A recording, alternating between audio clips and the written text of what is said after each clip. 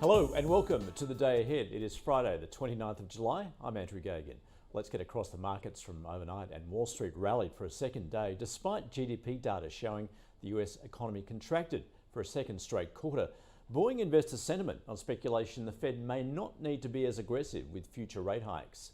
Utilities were among the top performers as earnings season continues.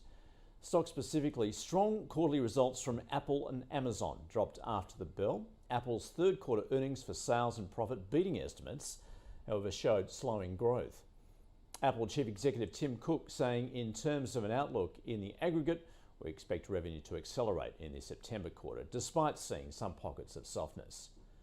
And Amazon shares rose 11% in after-hours trade after the company reported revenue rose a better than expected 7% to more than $121 billion, almost $2 billion more than market expectations. And despite continued inflationary pressure in fuel, energy and transportation costs, saying that we're making progress on more controllable costs, referenced last quarter. Meanwhile, Pfizer shares fell despite reporting a 78% jump in profits from a year ago.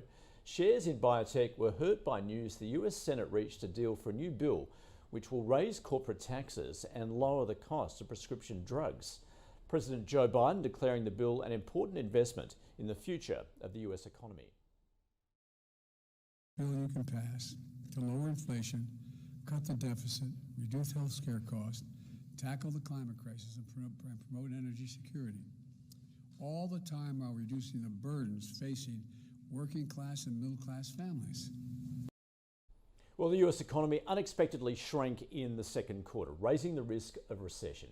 Gross domestic product fell at 0.9% annualised rate in the June quarter, with consumer spending growing at its slowest pace in 2 years and business spending also declining. Given this is the second successive quarter of contraction, slipping 1.3% over the half, it now meets the definition of a technical recession. However, the Federal Reserve and the government say, based on broader measures of the economy, it is not in recession. Domestic demand continues to grow, while jobs growth averaged 456,000 a month in the first half of the year. Initial jobless claims fell in the past week, and the Kansas City Fed Manufacturing Index of activity rose.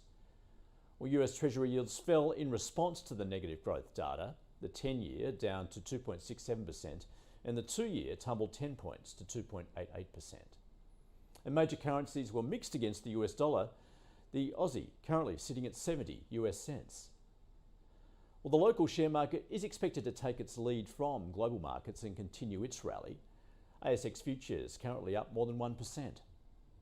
OPEC Plus will reportedly discuss a modest increase in oil output in September when it meets next week, as the US urges an increase in supply.